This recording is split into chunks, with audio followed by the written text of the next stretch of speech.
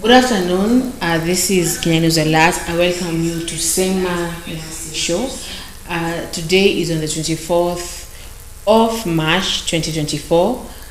I am your host, House of Zulfa. Karibuni sana. Thank you so much. Hello guys, good afternoon. This is Plain San Felix and I welcome you to Sema Show. Hello Zulfa. Hello. You good? Yes. How was your break? It was good. Thank you. We have seen that according to the information we have right now, is all about I.E.B.C. What can you say about that? It's good that they are doing the elections because for the longest time, I remember there's a day that we had the same discussion about I.E.B.C. ambapo hawakuwaga wamefanya elections, bado kuna baki. They have not even done the audits, they have done nothing. Basically tangu election ifanyike, it has been 2 years, hamna watu pale ndani, hakuna makomishna, hakuna nini. So if they have come to the point where wameamua kufanya elections na wapate kuweka wale makomishna and then they start doing things before the election, it is really good. Yes. What do you think about it though? I think they are also trying to focus on how they will do what? They will rectify all those kinds of problems that they could encounter before. What accountability they want to consider? Maybe accountability, transparency, and at some time nice and effective working conditions of the department. Yeah, so I think that is what they are trying to focus on, because in some cases we could hear that in many general elections that people could maybe participate, they could complain that at some point I.E.B.C is corrupt or is not transparent. So some of those rumors at some point, I'm very sure, ndo wanataka kucut off. Okay, so basically the iko on progress, so kama Mr. Producer anaweza tupeleke kwa directly tuweze kuwasikiza, inaweza kuwa vizuri.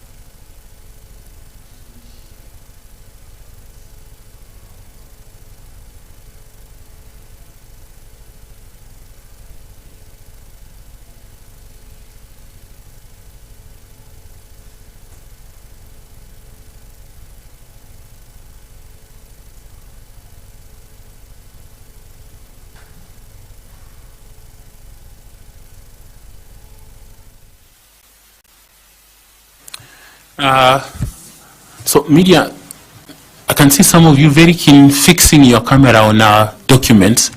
The documents are not for public consumption, so please take some judicial control so that we are not exposing them to the public.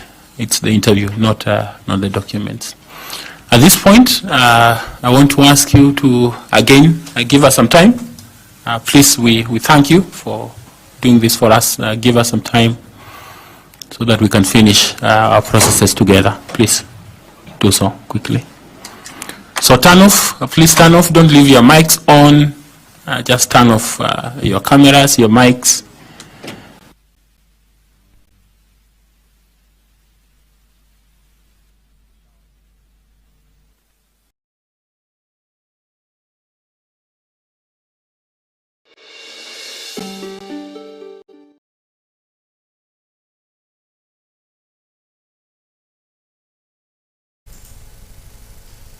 Sasa sio ndio nisi utaweka tu.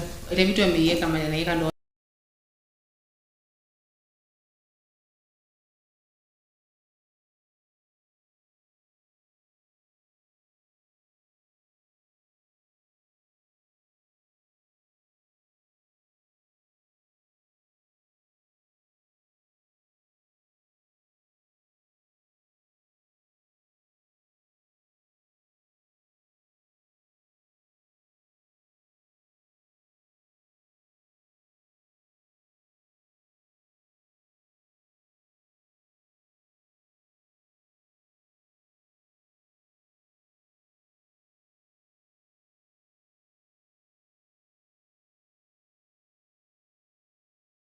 as we wait for that video,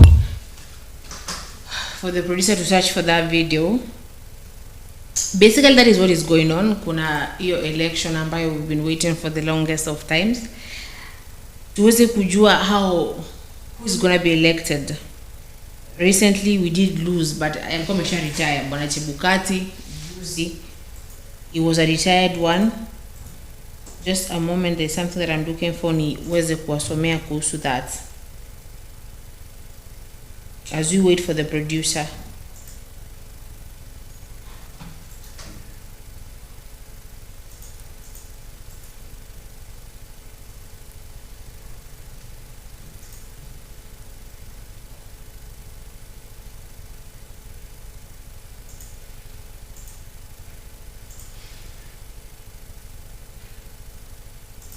The secretariat or the secretary CEO from interference by members, because that does happen.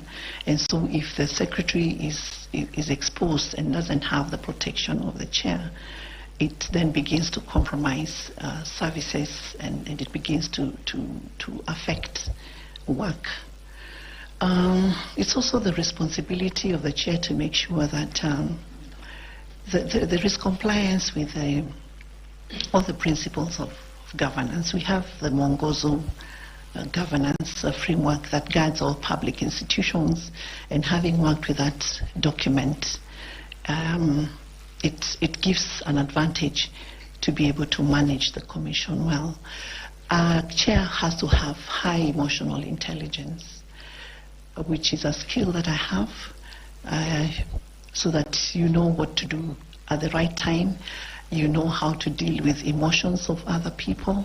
You understand when to push something, when to step back, and you also know how not to overspeak under pressure, not to operate in panic. So those are skills that I would want to bring to the commission. Maybe you could also expound or give information to this panel on whether or not you have any special skills in terms of information, communication and technology, because the future of IEBC truly is electronic. Yes. Do you have any such skills? Yes, indeed. I actually oversaw a very robust digital transformation in the Kenyan judiciary. We moved from analog to a digital institution. And one thing that gratifies me the most is that all of it was done using internal capacity. We did not have, we had previously procured different systems that never worked. But when we began to now enhance the capacity of our ICT directorate and to just compare what other jurisdictions had, we allowed the team to run with it, because all they were able to do was come and do a presentation on what they were capable of doing. And as the chief administrator of the judiciary, it was my responsibility to facilitate them to be able to do that. So we ended up, initially it was under a lot of pressure during COVID. We were able to come up with virtual courts. We were able to come up with virtual, e-filing and other platforms without spending any extra money. And that is good for sustainability, because then we the judiciary currently doesn't pay for any licensing, which is very expensive, because some of the initial ICT initiatives that failed was as a result of budgetary constraints, so that you have the money for this year, then the subsequent year there's no money for the license, then you're cut off.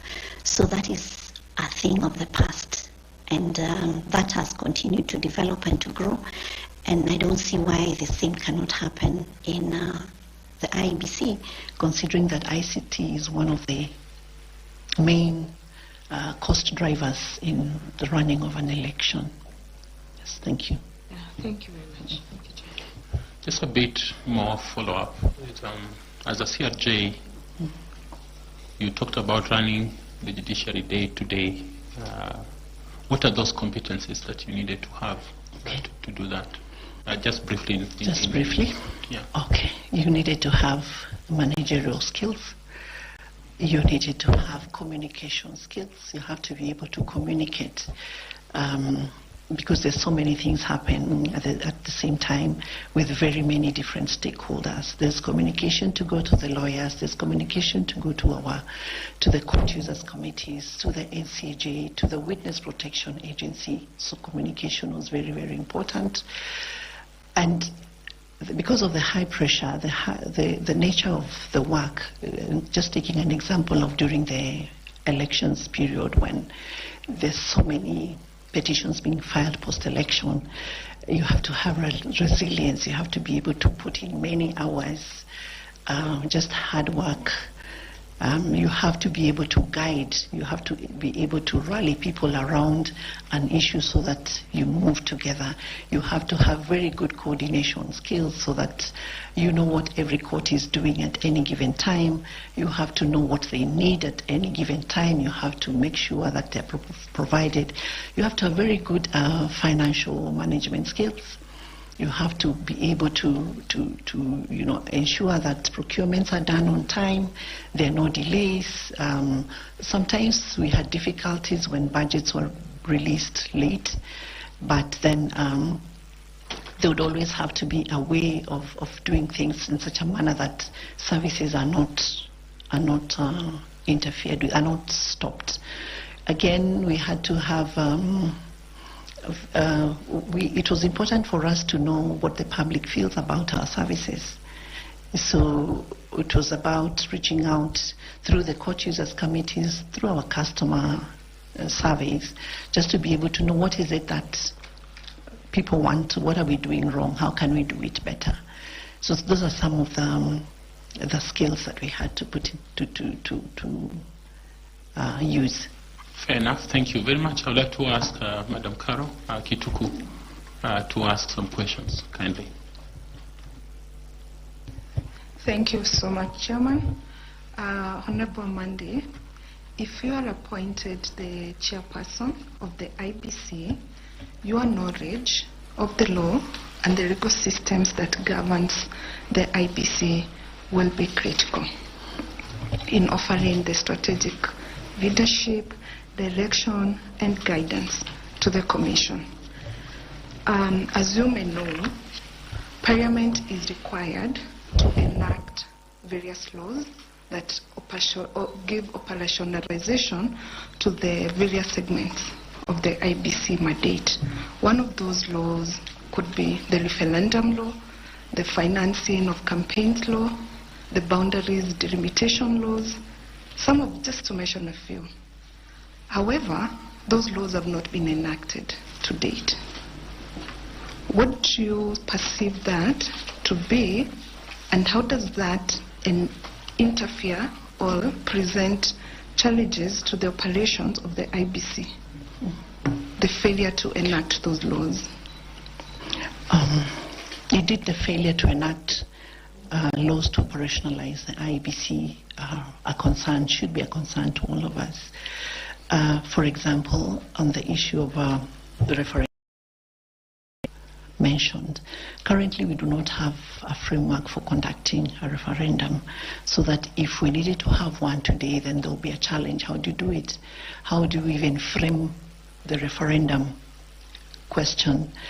I'm aware also that Article 100 that talks about the participation of women, persons with disability, the marginalized and all that, has not been operationalized. So it leaves us in a place where it is difficult to meet the objectives of the Constitution and what was envisioned by Kenyans when they demanded for those things in the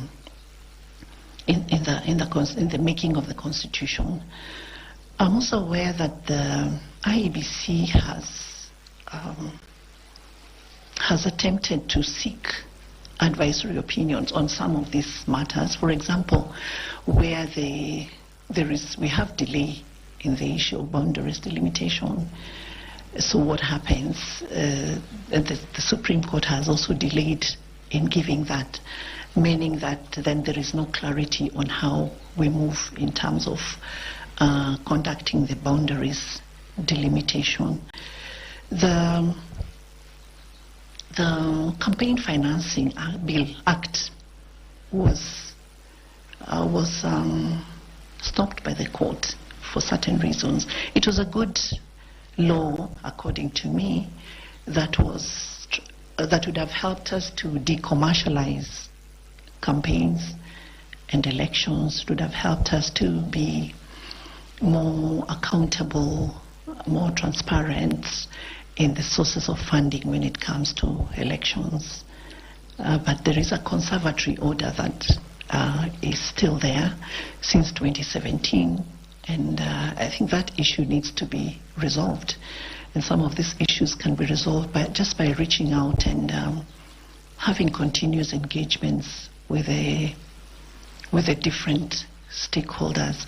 I know that IEBC is not a member of the National Council on the Administration of Justice, which is the council that brings together all justice actors in civil society, the state actors as well.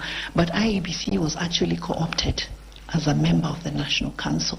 So that would be a good forum, because I know that at some point Parliament also joined in. As secretary, they were not very consistent in attending, but that would be a very good forum to discuss these challenges, because it's in the interest of all of us that the Constitution is implemented as envisioned, and for as long as these areas remain hanging, then it means that there is something that we're losing, there's something that we're missing out on as a nation. Thank you. Maybe a follow-up question on that. If you're successful and become the chairperson of the IBC, how do you propose to circumvent some of those challenges that have been brought about by the failure of Parliament to enact those laws, the lacunas in laws? Because in the meantime, IBC must perform its mandate. What I see as an immediate low-hanging fruit is just continuous engagement, and also getting the general public to understand those issues. I know that IEBC engages a lot in voter education, and my view has always been it shouldn't just be about how to vote, how to use the ballot, but why should I? Am I picking people who are going to make sure that these things get to happen? So we have to keep engaging at all levels, from the parliamentary level, Senate, and then the general public, other actors, so that we just develop a shared vision for this nation. Things that I think going forward, my view is that in Kenya we legislate a lot. We legislate on almost everything. There are certain things that there should be room for just administrative action, so that we are not waiting for law to be able to do everything. I think there is that issue of trust, and so because of that we tend to legislate even the smallest thing that can be done just administratively through maybe a policy framework. And then that would be my view. Thank you. Having worked as a judicial officer, and obviously having had the experience of working as a chief registrar of the judiciary, how do you see, or what do you think is the role of the court in adjudicating electoral disputes, and particularly these disputes that regard to the lacunas in law? Does the court have any role or any function to do?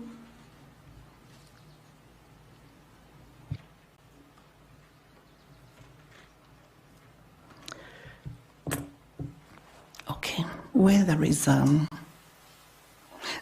begin by saying that yes, the court has a big role in adjudicating electoral disputes, and the legal framework allows for, we have the Political Parties Disputes Tribunal, which is a subordinate court under the judiciary, and then during the electoral, the election petition periods, we have courts gazetted to deal with disputes. So indeed, the judicial officer has a role to adjudicate on electoral disputes. Does the court have a function where there is lacuna in the law? Yes, it does, and mostly at the level of, because legal interpretation, constitutional interpretation, is a function of the High Court. So if a question comes, a question arises, the court would have an obligation to make a pronouncement.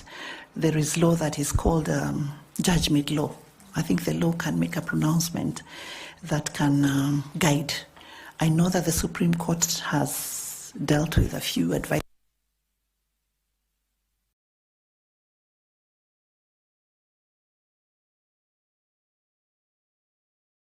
and direction, some of which has been ignored. So I think as a nation, we also just need to develop the culture of constitutionalism and respect for the rule of law. Because when the court, with its authority, has made a pronouncement on an issue, then it's only right that we comply and we follow what has come from there, unless there is subsequent legislation that changes the position. Tell the court to pronounce itself on this issue. Can the I.E.B.C go to court to can I.E.B.C go to court to compel Parliament to enact these laws and provide the required legislative framework? Is that something that would be within the mandate of the court to do?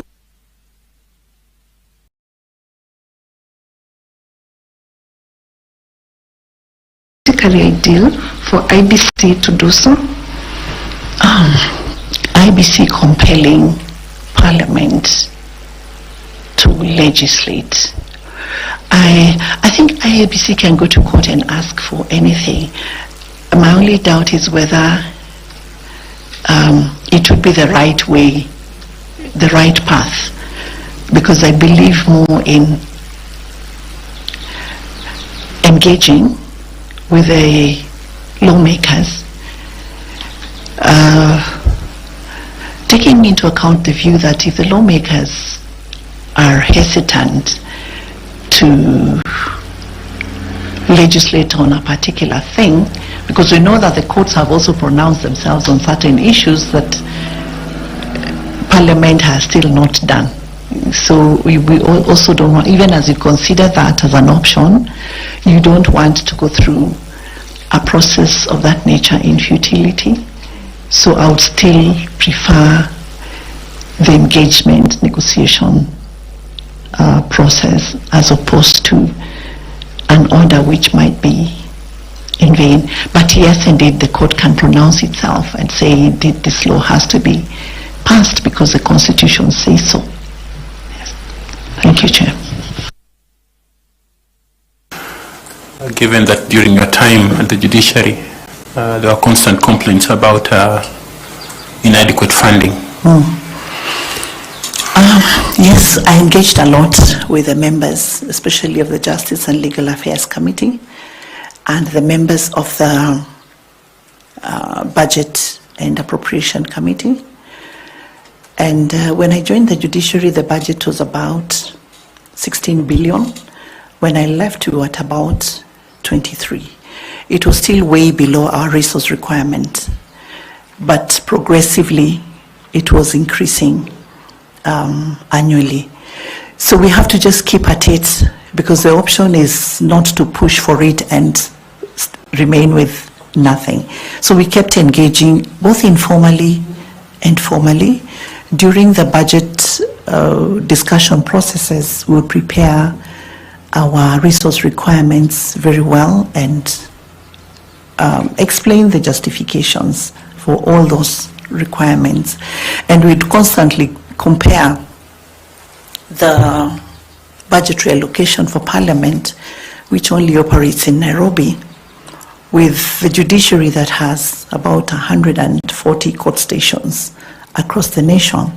When I joined the judiciary in 2014, our budgets were at par, 16 billion, more or less.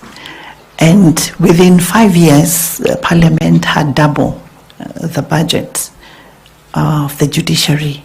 Yet they operate only in Nairobi. They have very few staff compared to the judiciary. So they have that advantage that it's them to decide the appropriation of of resources. The judiciary is, and it's not unique to Kenya, it is something that you see across the jurisdictions, that the judiciary tends to be the poorer cousin of the three arms of government. So it helps, it does help, because there are times when you're able to push and get something more, and you keep using it as long as you're using it with prudence. And as I said earlier, we had very little money, but money to have a very vibrant and robust ICT system, just with the little that we had. So we were able to be prudent in the use of resources, apply little to do much.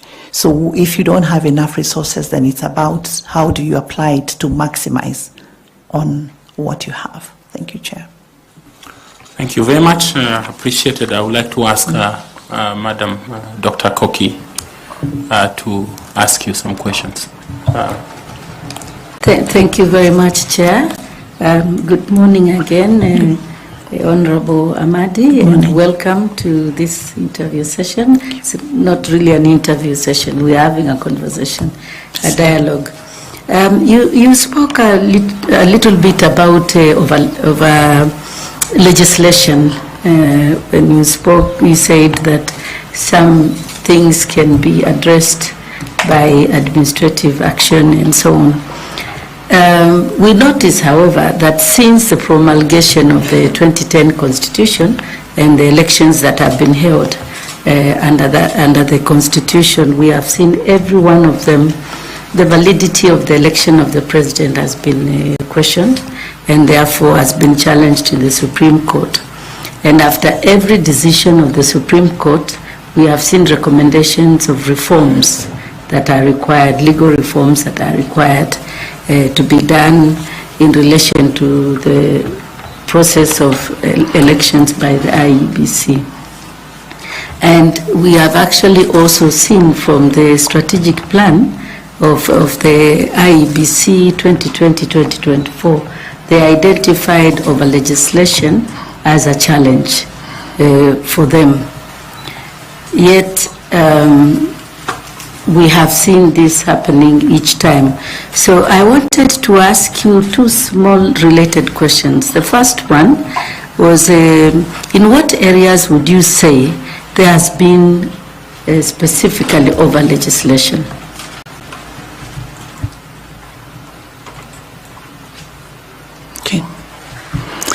Okay, so thank you for that question, Chair. In what areas do we have of our legislation? I'll give a small example. The issue of polling stations and the number of voters that can vote per polling station. The regulations give the number as 700 per polling station. And from our voter turnout history, our voter turnout is around 65% on average. There are stations that get as low as 40%, others as high as 90%. So with 700 people per polling station, right now our register has about 22.3 million registered voters. So if you put the number at 700 voters, we then end up with over 45,000 vote polling stations.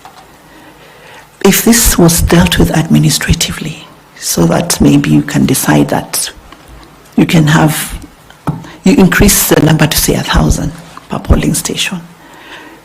It's still doable, it's still possible to do 700 people per polling station.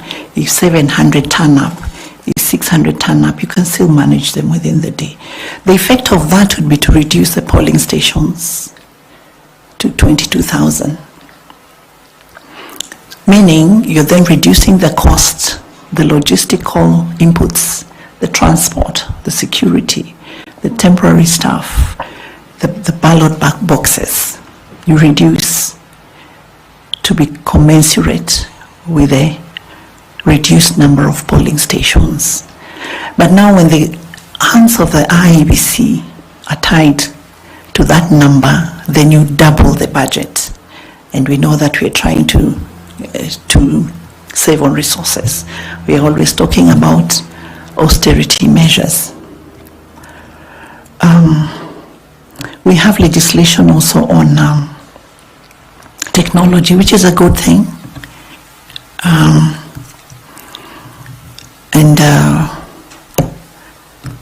Technology is now the way to go. It creates efficiency. It helps us to transmit quickly. It helps us to manage the queues better and all that.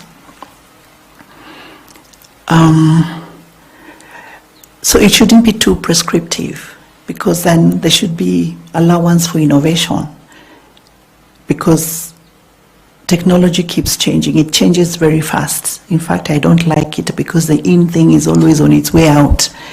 You can't keep up. So I think there should be room for innovation, so that then you're using the best innovation possible. You're using internal capacity to the extent that you can. There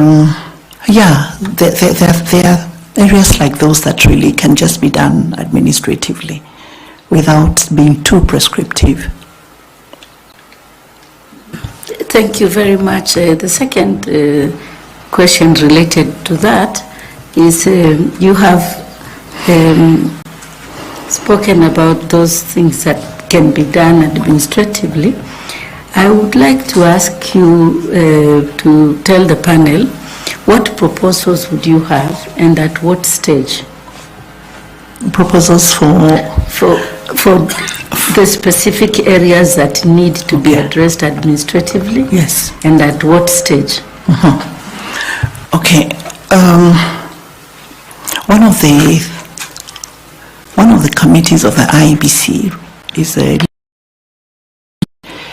that deals with dispute resolution, deals with legislative reform, and also acts as liaison between the Commission and political parties. That would be the right place to have those discussions, so that we're looking at broadly which are the areas that are hindering rather than enhancing the work of the Commission.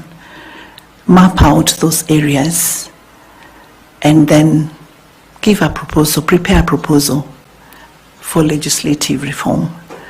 Because we're looking at coming up with legislation that is more enabling than hindering some of the more administrative-like processes. It should be done as soon as possible, because if we're talking about the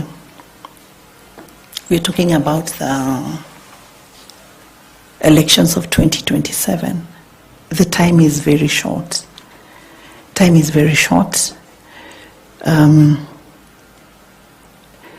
There are counties that do not have representation, which have to be prioritized. So that the time is not there. You need to, everything has to run. You have to find a way, the team that is going to come in, to run all these aspects simultaneously. The sooner it is done, the better, just so that the IBC is facilitated to operate with more in an easier environment, legal environment.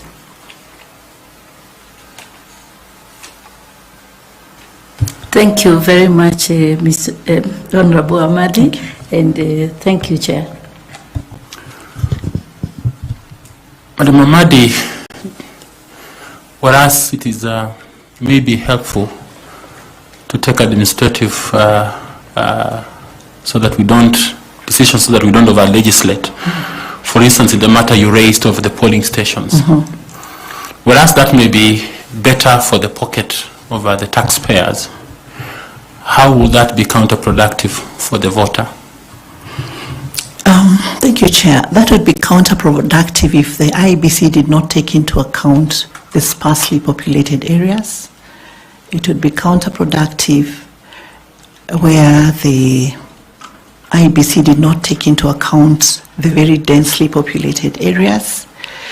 The beauty of it is that it gives that flexibility so that you're able to look at what are the community interests in a particular place.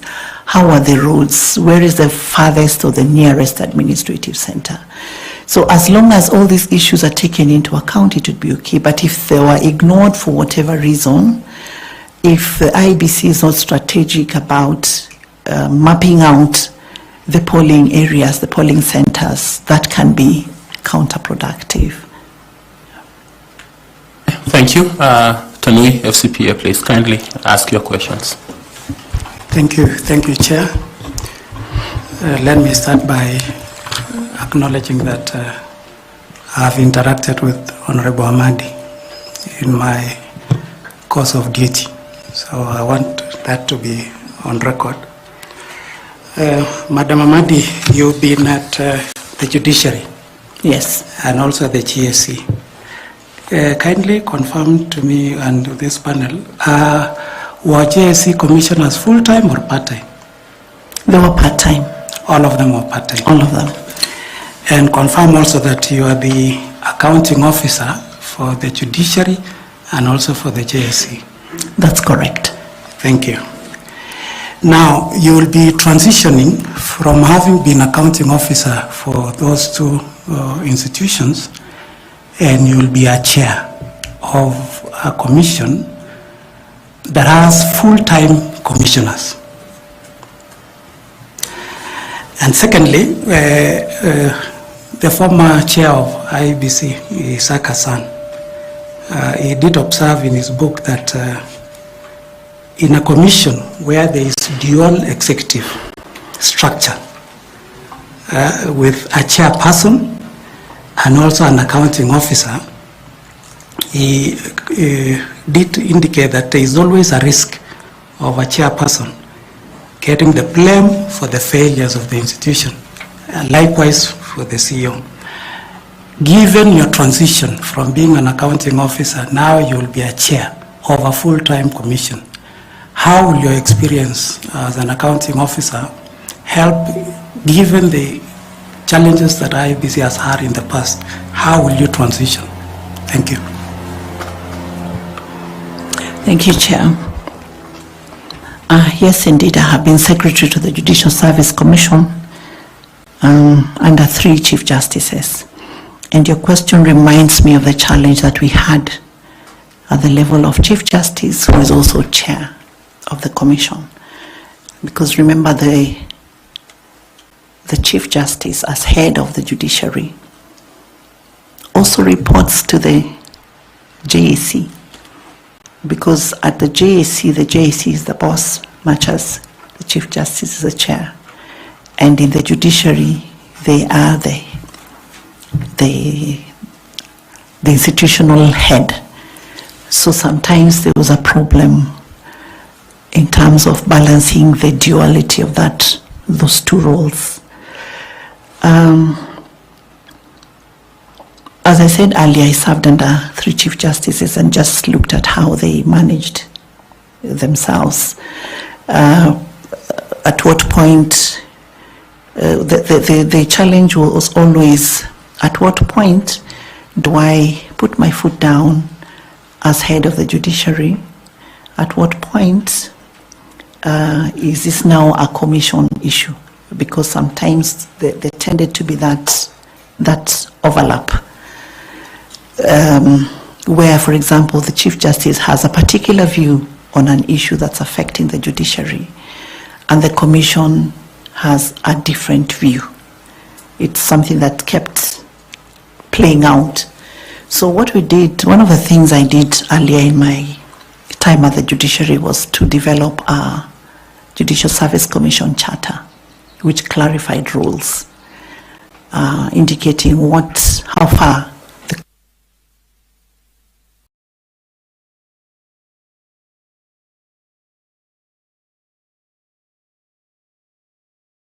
has to do. So that is what guided. We had a charter that helped us to manage that. A lot of times we also just had to, and that is something that I think is going to help me, is about just having informal discussions about certain issues so that you minimize on the potential conflict. So yes, the charter and just sticking to the rule of law. We had a lot of governance trainings, capacity building for the Commission, because they kept coming in at different times. This particular one is unique because the panel is handling the selection process for the entire I.E.B.C Commission. But the commissioners of the JAC came at different times through elective processes, through appointive processes. And so each time we had new commissioners, we had to go through some kind of governance training, induction, just clarifying roles. It was never easy. I cannot say that it was easy. Even the charter did not sort it out, but it gave us a lot of guidance in terms of how far one could go. So for me, having been secretary, it gives me an advantage, because then I understand the challenges that a secretary would have when you have when there is overreach from the part of the members of the commission or the chair of the commission, and therefore be able to know that, you know, what I felt was a problem as a secretary, I should not now again be doing the same thing to the CEO, because I know how difficult the work of the CEO can be with minimal or no interference at all. So for me, it is an advantage, because I've had that experience. I have and I've also learned a lot from the 3 chairs that I served during that period. Thank you, Chair. Thank you. I want to a follow-up question, and I want to get your view on this. Can the Commission, or you as a chairperson, is there any law that stops the chairperson of a commission to be appointed as an accounting officer?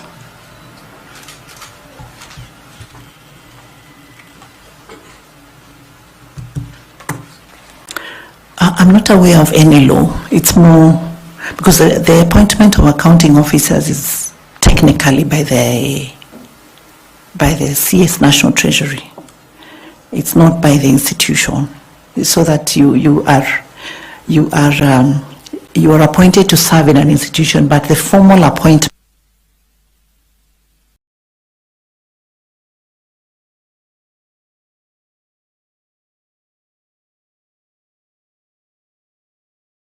Treasury. If a chair was to be an accounting officer, I think there would be a lot of problems, governance-wise, because then the chair is supposed to be playing an oversight role.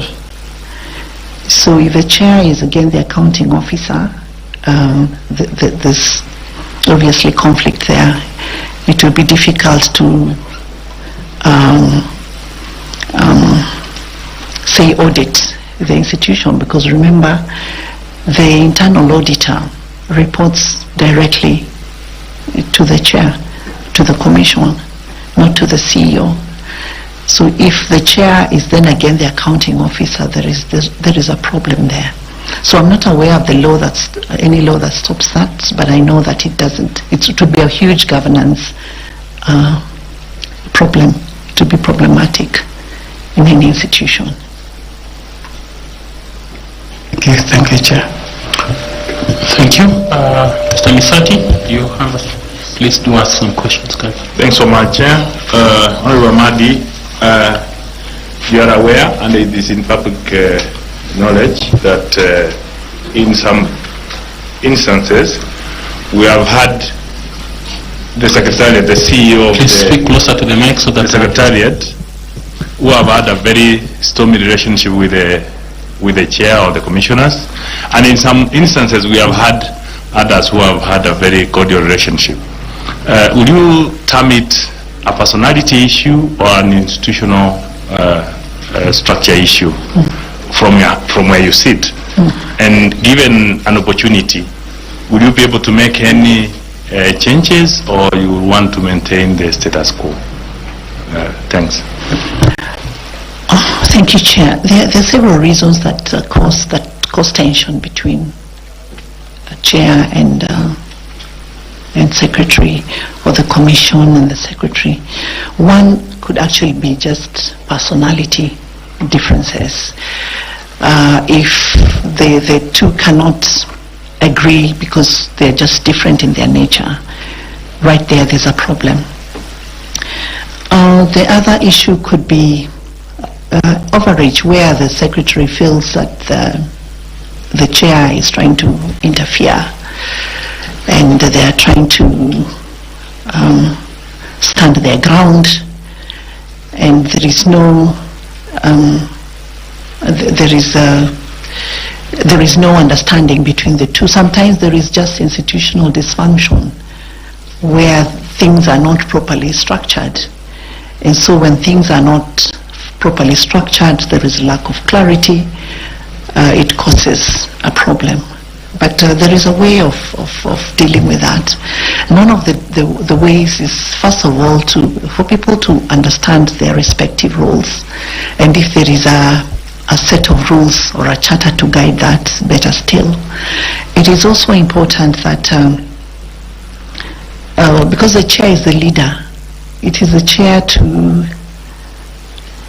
because the chair is the person that is giving direction. If, for example, the secretary, the CEO, is not taking instruction, or not doing, or not implementing the resolutions of the commission, because really one of the roles of the chair of the secretary is to ensure that all the resolutions of the commission are implemented. It then becomes a disciplinary issue, because that is a role that is assigned by their job description, so you cannot get away from that. If the relationship is stormy because there is, what do I call it, personal interest, that sometimes does happen. It poses a difficulty for the institution. So what I would do in terms of having a cordial and a professional working relationship with a secretary is, first of all, just to get to understand them. That you're working with. What is he like? What is his leadership style? What are his values? It will also be important for them to understand you and your values and what you stand for, and what your expectations are, and where the boundaries are, so that when the boundaries are clear, then we know that mine begins from here and yours begins from where mine stops. It will be important to have a framework, a reporting framework between the chair and the and the CEO, because the chair, much as you're not in charge of operations, you have to know what is going on. You have to know what is going on, because when something goes wrong, then the blame is on the chair, it's not on the CEO. So it will be important to have a framework for constant reporting so that you know exactly what is going on. And the chair can also give guidance, much as it's not their work to do the operations, can give guidance. And I'm happy that I've had a lot of experience in matters public finance management, in matters procurement, in matters ICT, in all those matters, so that then it gives me that opportunity to be able to even pick out things that may not be correct. If maybe something is being effected or implemented and it's not being done correctly. Coming from a position of knowledge, it makes it very easy for me to be able to do that. And the working relationship has to be respectful. There has to be mutual respect from both sides. Then that reduces the tension. It is good also to acknowledge the good things that the Secretariat is doing, so that it's not always the bashing. Being coaching type of leader, I've been able to coach those working under me, give feedback, because sometimes when you don't give feedback and something is going wrong, then it continues to be wrong. But with a good feedback mechanism, it is then possible to create a relationship where expectations are clear, where roles are clear, and where tension, if any, is minimized. Thank you, Chair. Thanks. As a follow-up question, from your answer to the panel, is like you're saying both personality and the structure of the institution, they play a role. Yes. So from a practical point of view, from your case, would you be evaluating the kind of person you find in, or would you make any changes? I wanted to know that. Okay. Then the other thing is that you mentioned about the issue of when you were initially, when you started, you mentioned about the pressure in the I.E.B.C. Would that be something that will make you make a decision in terms of this an institution that has this pressure? So the role of the commissioners and the role of the Secretariat has to be distinguished, because it's only the commissioners who observe the pressure. Sorry, I'm not very clear about your second question. You said that this is high pressure institution. Yes. And from your statement is that the chair or the commissioners who are answerable out there. So how do you distinguish? You become assertive to the Secretariat so that you are able to observe the public pressure. Thank you, Chair. The first question is whether I would make changes at the level of the CEO. I'm aware that the CEO has a term, and so unless there is reason to, it's always good to allow people to finish the term, and based on the evaluation of what they did during their initial term, the Commission can determine whether to extend or not to extend the term of that particular individual. But it will be good for us to know what has been going on, what are the challenges, are there things that can be addressed, because I believe that at the end of at the entry point, there has to be some kind of engagement, and usually as you get to the end of your term, there is some kind of evaluation looking at how the work has been done in terms of operations, in terms of reporting, in terms of audit reports and all that. So I would hesitate to say that I would make a change before I know exactly what it is.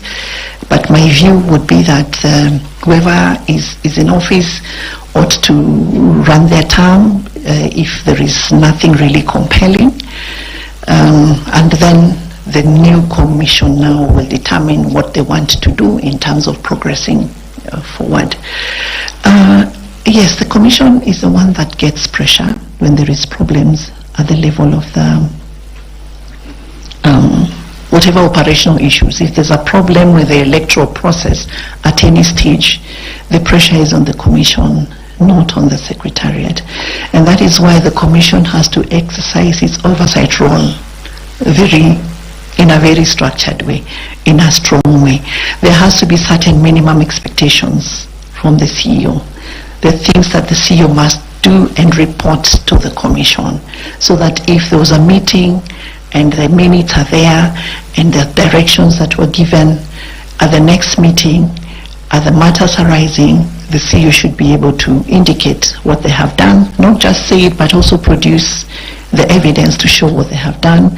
They should be able to indicate what the challenges are, if they're meeting any challenges, and what support do they require from the Commission to be able to do what they are supposed to do. Again, sometimes there could be a challenge when information is not flowing freely, so that something is happening in the Secretariat, but the information is not flowing because it's waiting for the next meeting, and maybe something is going wrong. There needs to be a framework that allows for free flow of information, so that if there is something happening that the Commission needs to know, then it can be nipped in the bud, and the Secretariat can be assisted to do the right thing. Yeah, thank you. Thanks so much for Chair. Thank you, Madam Misati. At this time, I'd like to invite panelist Fatuma Saman to also ask you some questions. Thank you, Chairman. And where you are the interviewer. I was the interviewer, you are the interviewer. The roles have changed. That's on a light note. And as you already know, the IEBC is always expected to be an impartial arbiter. But at the same time, it's expected to engage stakeholders like the judiciary, the executive, the legislature. And I would like to hear from you, what do you think you'll be able to do in terms of maintaining that impartiality, but at the same time, engaging these specific stakeholders, the executive, the judiciary, and the legislature? Thank you so much, Chair. Yes, indeed, the I.E.B.C is supposed to be an impartial arbiter that carries out its responsibility without any influence from anywhere, without influence from the government, from any political party, from any candidate, from any public office. And it is indeed true that stakeholder engagement is very, very important. It's very important. In fact, there is no institution that can run without engaging stakeholders, because we cannot work in silos. We have to work with partners. In engaging with stakeholders, first of all, you have to map them out and know who are the people that I need to work with. Is it the police? Is it the DPP? Is it the judiciary? Is it civil society organizations when you're talking about voter education, for example? Is it DCI? Is it based on whatever it is that the I.E.B.C is seeking to gain from the stakeholders? All those engagements must be on the basis of the rule of law. All the engagements must be on the basis of strict observance of the rule of law, and based on the respective mandates of the I.E.B.C vis-a-vis the mandate of those other institutions. If it is, for example, the police, and you're seeking to effect arrests for people who have violated the Election Offences Act, then you're operating just on the basis of that, following the law.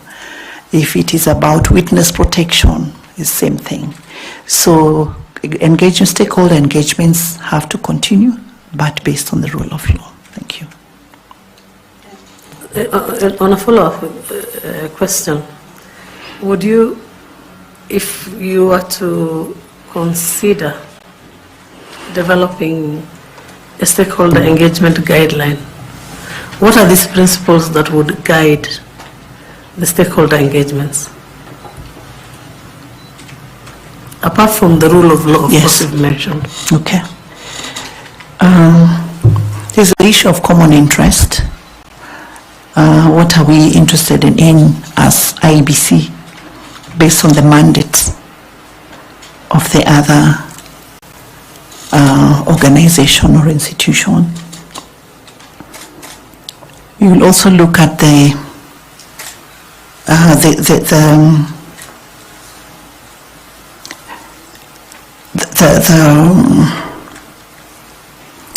what do I say? You'd need to look at what is it that I.E.B.C. requires? What kind of support does I.E.B.C. require from the other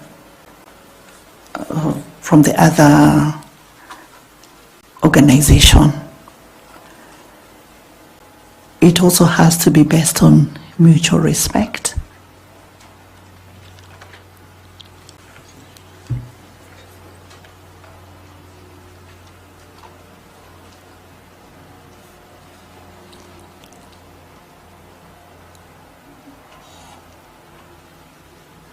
And it also has to be able to, whatever engagement you have, it should be able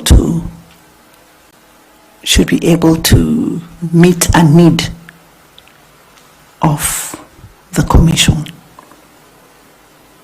Thank you, Chair. Thank you. Thank you, Ms. Fatuma Saman. This time I want to invite Nicodemus Bore to ask you some questions. Thank you. Thank you, Chair. Madam Amadi, we saw your service for the nation for the last 10 years in the public, and from your CV you have indicated that you did almost 20 years in the public service. Yes, indeed. And I'm sure you have had experiences of misconduct within your institutions that you have been serving. Yes. And also your role was to ensure integrity was upheld. So how are you able to deal with such internal misconducts at the same time upholding integrity, especially as a chief registrar for the last 10 years?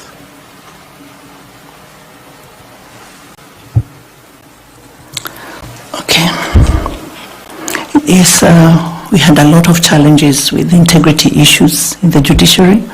It's in the public domain.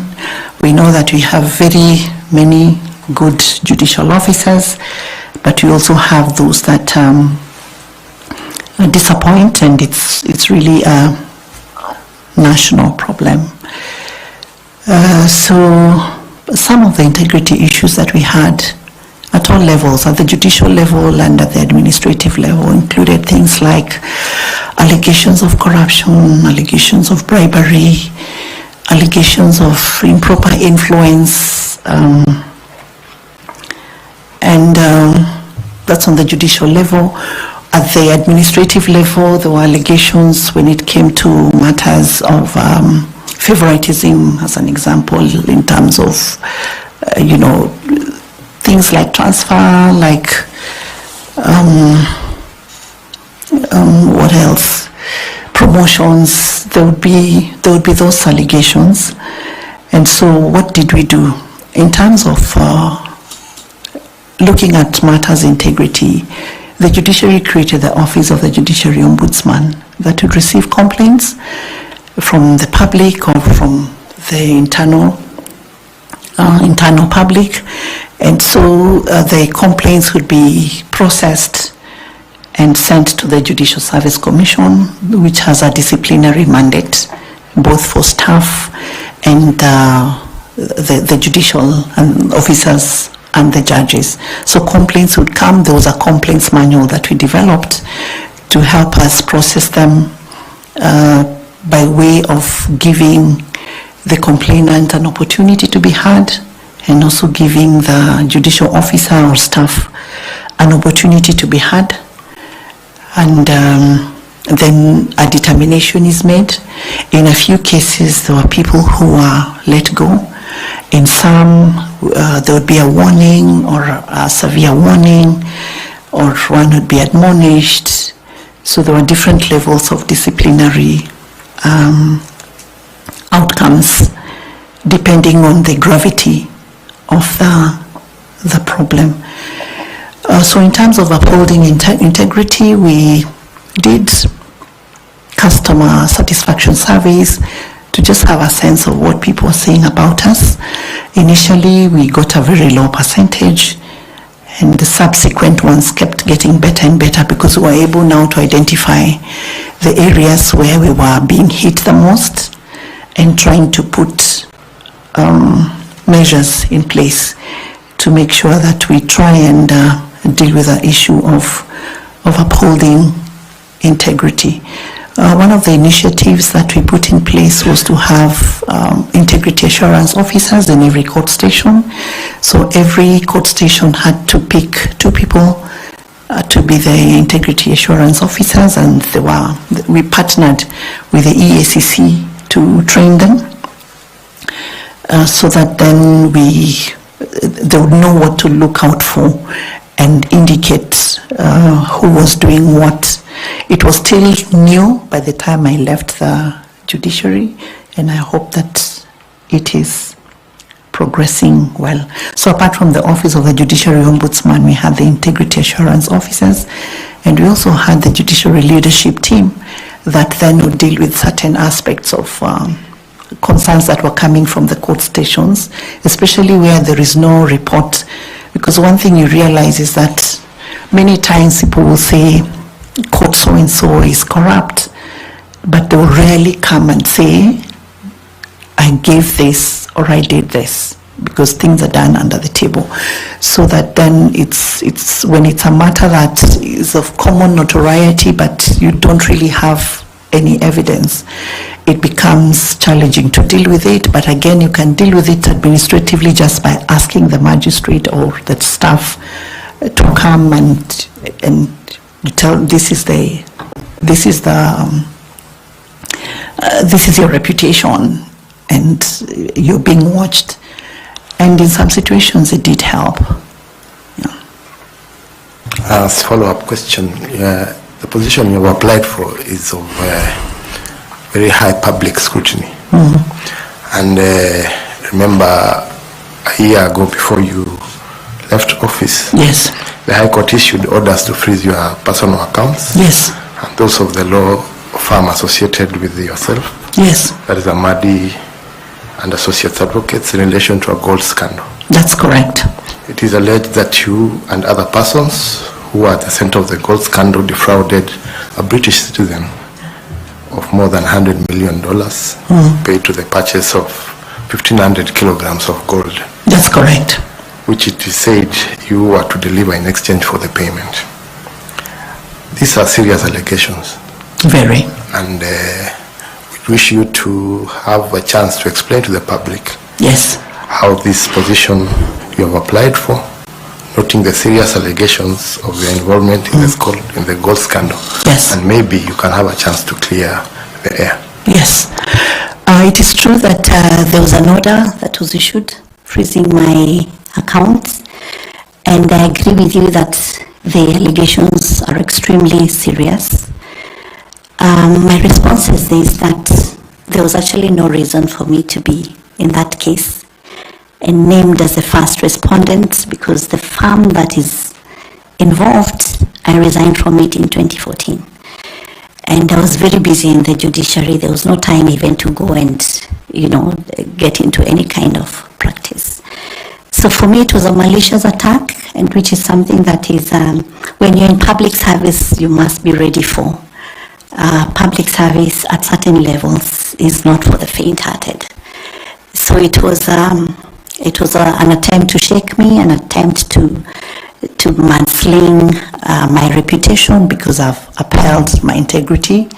I do not have skills in gold trade, and I had nothing to do with it. In fact, for the interest of this commission, I came with copies of the decision of the the High Court that vitiated the decision freezing my account, and also the decision of the Court of Appeal, which agreed with the High Court and basically found that I had nothing to do with it.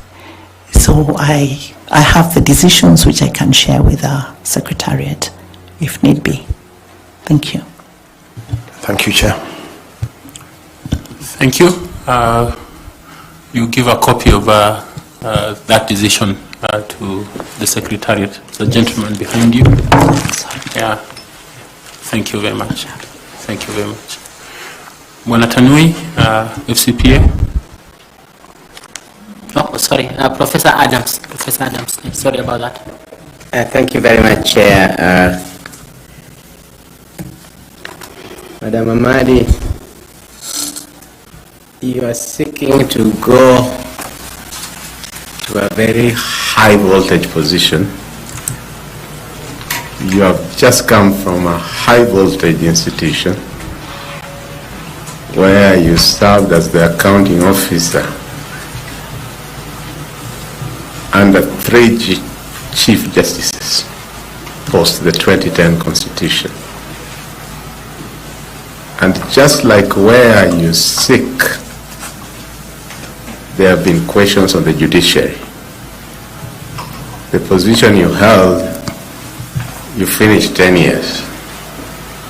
Some people were not lucky. Where you are going, most of them usually also end up finishing their terms. And even when they finish, the country is usually divided as to whether they are a hero or a villain. Looking back to the institution you have just come from, bearing in mind that there was the Ringera team, that there was the radical surgery, that there was the betting board, and still questions arose, still arise to this day on that judiciary. Looking back on your service, is there anything you would do differently in terms of promoting institutional integrity in the judiciary, looking and reflecting now that you have exited? Yeah. Thank you very much. Indeed, I have come from a very high voltage position, and I was very conscious of the fact that I.E.B.C is also very high voltage before I consulted within myself and decided that I wanted to give it a try. I don't know whether it's because I'm used to it, but I know that I've been tested and I have been tried, and I've undertaken high voltage national processes relating to the transition of 2 presidents in this country. And I did it successfully under immense pressure. I never lost my composure. I never lost my comportment, and it's because I have a very high self-awareness. And for as long as I'm following the rule of law, it really doesn't matter. I applied knowing that I.E.B.C is one of the most vilified institutions in this country, either as by way of perception or whether it's real, whether the things that I.E.B.C is accused of are true or not true. I can't sit here and say that this is what they did wrong, but I know that I'm able to take pressure, and I know that I have very high emotional intelligence. I know that I'm able to be a unifying factor in the Commission.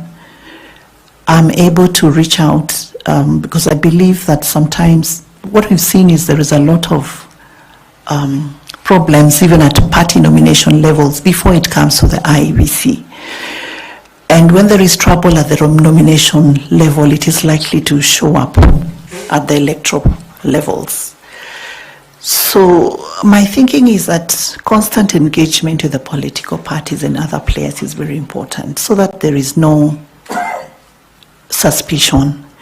There's a lot of work that needs to be done in terms of restoring public trust in the IEBC, because this is our country and this is our institution. And we need to get to a level where we're able to trust outcomes. I remember in 2017, the Judiciary Committee on Elections visited one jurisdiction, it was Ghana, to see how they do their electoral dispute resolution. That year we had the previous year we had 388 election disputes in the judiciary. In Ghana they only had 7. Reason? The trust that they have in the electoral body. And my vision is to see an IEBC like that in this country, where an election can happen and people feel that, yes, I lost, but I lost fairly. We need to deal with the party discipline first. There are times when we all know in this nation that for the so-called stronghold areas, once you have the party ticket, then you're as good as elected. Voter education remains so important because the people who fight, the people who are used to cause violence are the same voters. So my view is that as the IEBC does voter education, it's important to extend it to civic education so that it's not just voter education. We've also placed a very high premium on the presidential election because ordinarily you'll find that a lot of the other positions are not so hotly contested as the top position.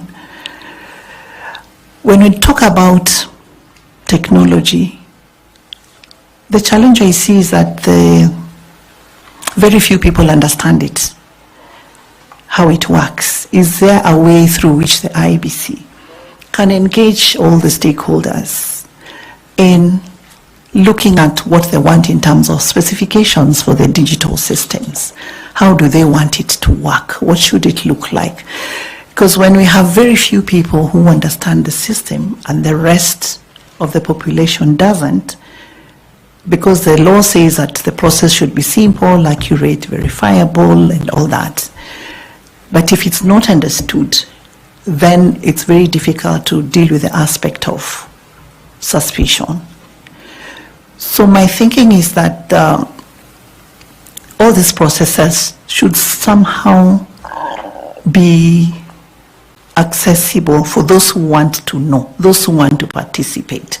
They should be allowed to participate so that then at every stage people know what is going on and people know what to expect.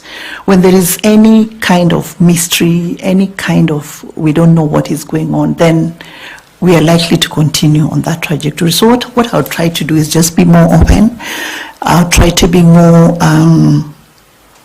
engaging with stakeholders at every stage and also communicate strategy on need basis so that questions are answered before, so that we are proactive and not reacting to complaints that are being raised. And this panel has a very key role in ensuring that you also just give this nation a team that is going to help us achieve that. It's not an easy thing, but I know that it is doable, because if we get it right from this panel, then you're likely to get it right at the critical moment. Thank you, Chair. You just talked of public trust, and IEBC is one of the institutions that has one of the lowest public trust, depending on which side of the political divide you are in. It is this very same IEBC that we have seen chairs declaring results surrounded by policemen without fellow commissioners. Sorry for that. Without fellow commissioners. You have just told us about how you have overseen 2 presidential succession with immense pressure at hand. This one is even going to have even more immense pressure. And the country is looking, as you correctly say, can we get it right this time? What does Anne-Amadi bring in terms of leadership, in terms of courage, in terms of integrity? Because people die. We know of very key officials who died in unexplained circumstances up to today. It will be high voltage.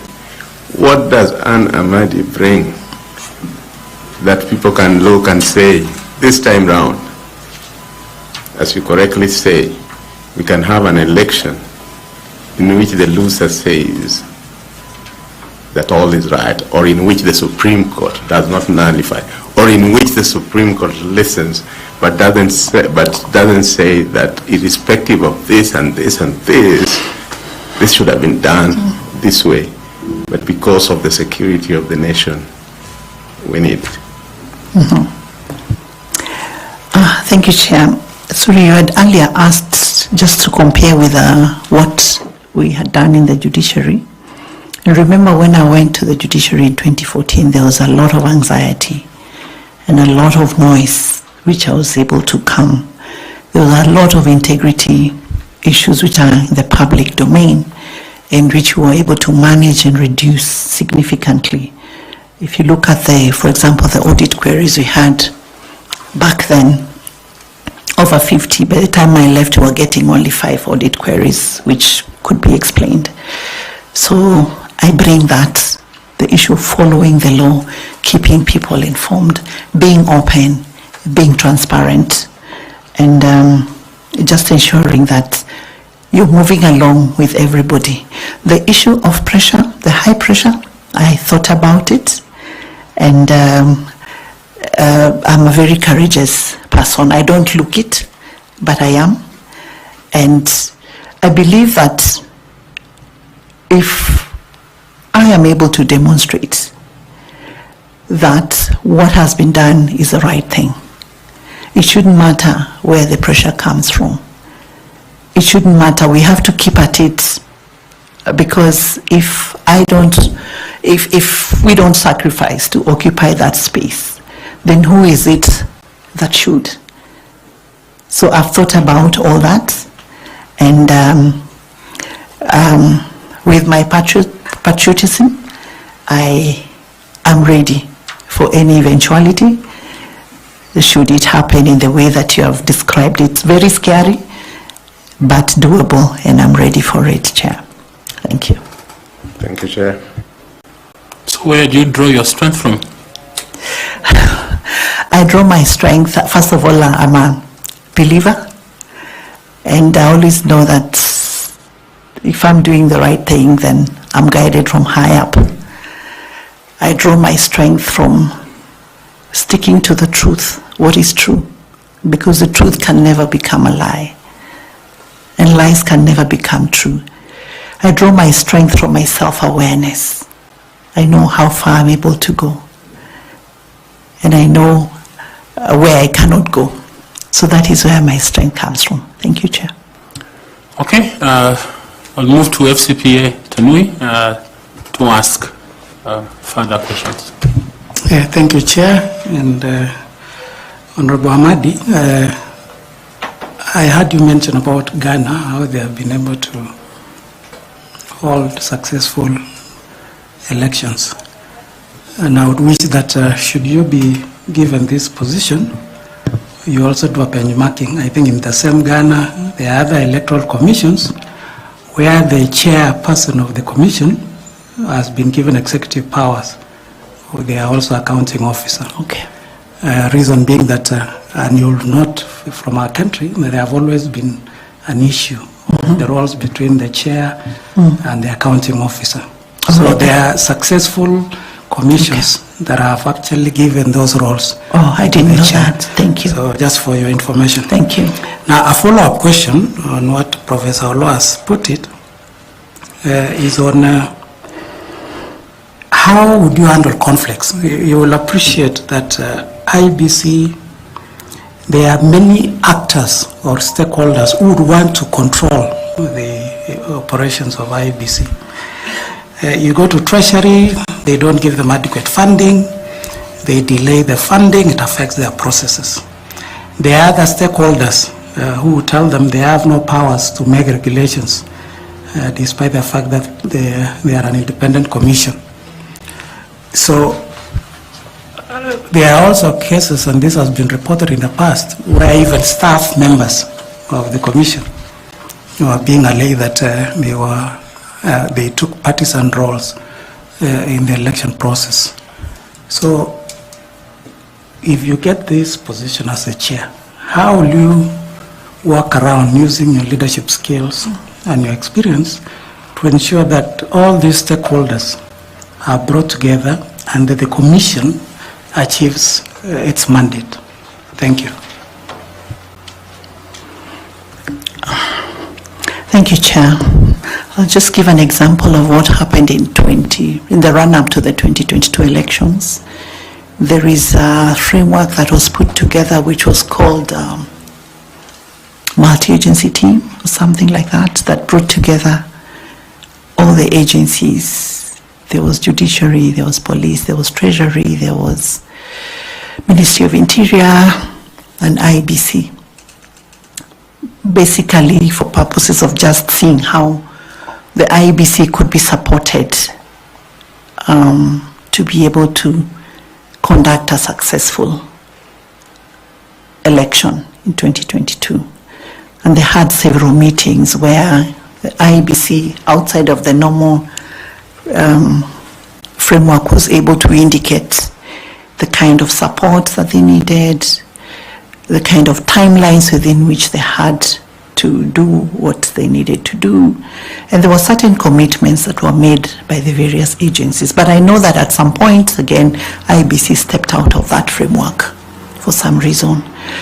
I think it was a good initiative that can still be tried. The reasons as to why I.E.B.C stepped out of that framework are not so clear to me at this point in time. But I've always believed that when things are done in a consultative way, through a cooperative framework, they tend to just work better in terms of people understanding that this support needs to be given so as to avoid delays, so as to hinder the processes of the commission. On the issue of staff playing partisan roles in the electoral process, that's very unfortunate. I think you have to be able to disrupt certain formations within the commission. There's a way in which staff can be taken through. They can be taken through processes that can help their mindsets, but again, it shouldn't be too.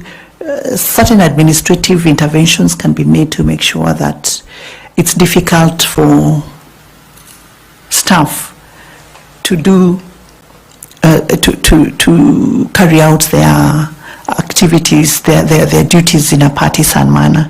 For example, if someone was expecting to go and oversee the elections in Nakuru and last minute they're taken to Kajiado, then they will maybe not be able to do what they had planned to do. So there are certain administrative interventions that can be put in place to just make sure that we minimize on the mischief, if any has been planned. But I'm sure with a team we'll be able to discuss and just see what else is possible to be done, so that people are just following the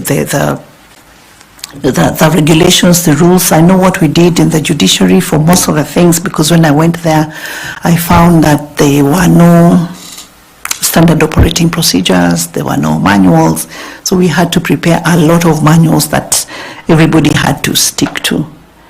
Everyone had to stick to, so that then everything is done in the correct manner. Again, technology can help, because when the system is secure, then there's some of the mischief that can be prevented from taking place, even if the human nature wanted to, interfere with the process. Lastly, and related to the multi-agency team, which I think I attended one of the meetings at Safari Park. Yes. If in that process of having a multi-agency team, some stakeholders, you observe that some stakeholders could be pushing for an agenda that is contrary to the mandate of I.E.B.C, what would you do? The I.E.B.C would have no choice but to stick to what is right. And maybe if the agenda is then contrary to the principles that I.E.B.C is expected to follow, then maybe that is the reason that what happened last time did happen. It might get to a level where you have to step out if it is not serving the interests of the nation, if it is not serving the interests and the objectives of the commission. Yeah. Thank you very much. The media might just call you the disruptor of I.E.B.C if you got this position, and so thank you for those answers. I want to ask Professor to ask you some questions. Okay. Madam Anna Madi, I see from your CV that you have also done a lot in FIDA and gender-related matters. Yes. And therefore I believe that globally you follow advancement of women issues and the gender issues. So my first question to you on that is, which African country recently elected its first female president? I see her.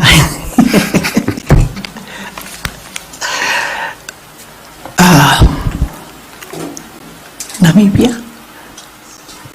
Okay, proceed. The Senate represents counties, and we have 47 counties, but we also, in terms of the number of senators, we have 67. How do you explain the extra 20 as per the Constitution and Elections, I.E.B.C and Elections Act? The extra 20, those would be the special seats for women, for persons with disabilities, for the marginalized, those special interest groups. And they come in through party lists which are submitted to the I.E.B.C, and those party lists cannot be changed, they're final. And so the parties are assigned the nominated seats based on a pro rata basis. So that is how the 20 come in. Thank you, Chair. Thank you, Chair. Thank you. Madam Amadi, you are aware that by law we are required to ask for public participation. Yes.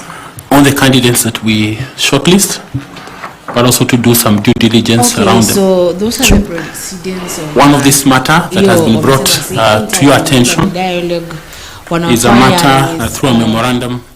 Andy, that wants to become the chairman. Okay, so you people, you're gonna continue. Ama bado mkiangalia kwenye channel yetu bado ipo.